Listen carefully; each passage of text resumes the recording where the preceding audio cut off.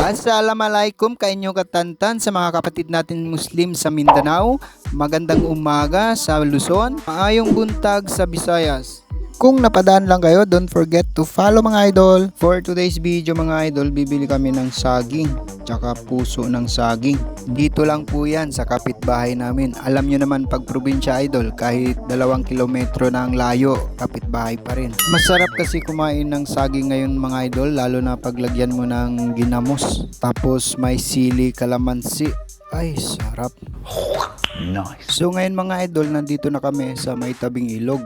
Marami palang gulay nakatanim dito. Pagdating namin sa may unahan mga idol, nagulat ako dahil may tao. May dala siyang kutsilyo. Kahit sino naman siguro magugulat dahil sa liblib na lugar na ito, may taong biglang sumusulpot. Tapos may hawak pa na kutsilyo. Pero syempre patuloy pa rin kami naglalakad dahil sabi ko bakit naman ako matatakot, wala naman akong kasalanan. Pero syempre sa panahon ngayon, dapat hindi tayo magkumpiyansa mga idol. Kung pwede lang umiwas, umiwas na lang tayo para safety. So ngayon mga idol, malapit na kami. Kahit malayo pa, pero sa probinsya, malapit na yan. Ang madadaanan mo pala dito mga idol ay mga puno ng mga bayabas, niyog, tsaka mga baka. Yun ang makikita mo dito. Puno ng mangga, minsan makaapak ka ng tae dahil saan-saan ka tumitingin, di mo tinitingnan yung daan, may tae pala.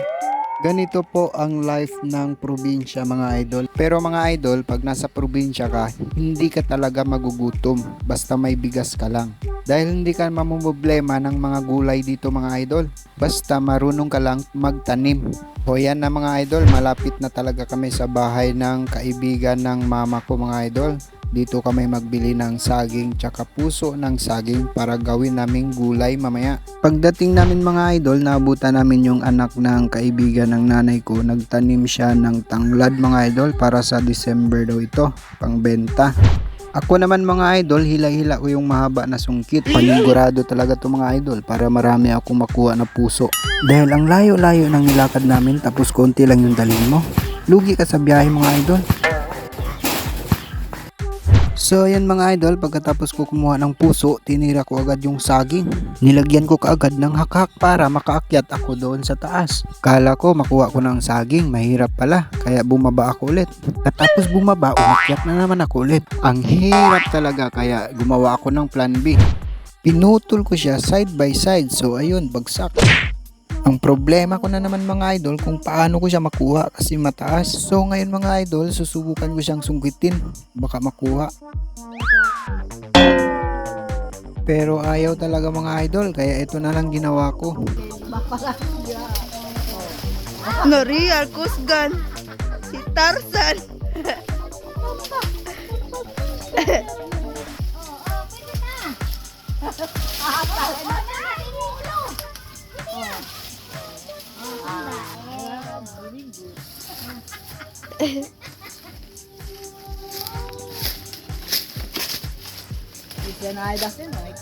Anak, Kirby, uy, nasing ka kami ah. Sa tiyan ni Madu, ano?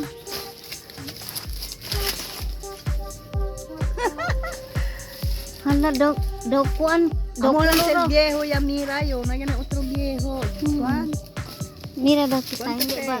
Tipuro. ¿Cuánto penca? ¿Cuánto penca si antes? 1, 3.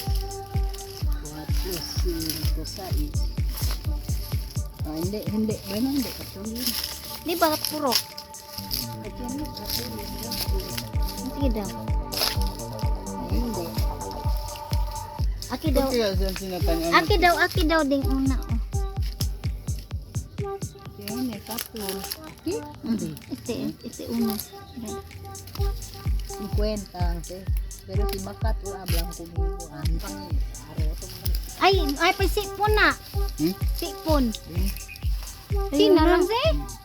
Bibi pa na to ning kono. Hindi.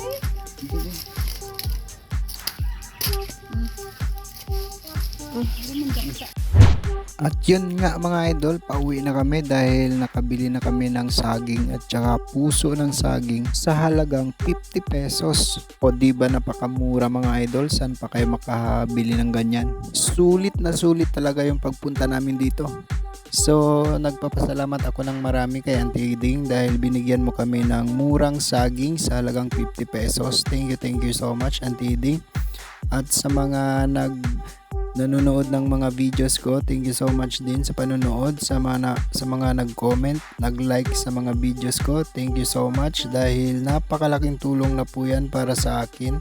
Bawat panonood nyo, bawat likes at comments nyo, napakalaking tulong na po yan para sa akin, para ma-hits ko po yung 60,000 minutes viewed. Thank you so much mga idol, and God bless po sa lahat.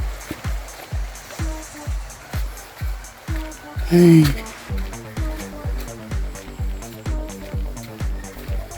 Tignan sila guys, unahan na ako.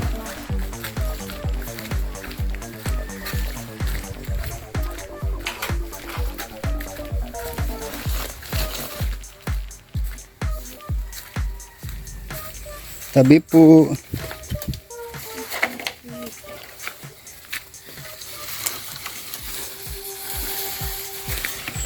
Ayun guys, oh. Ayan. Ay, ahas dito guys.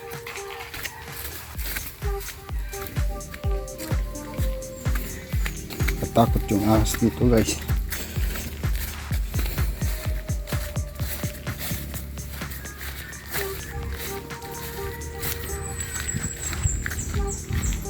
So, kita-kita tayo ulit mamaya. Bye!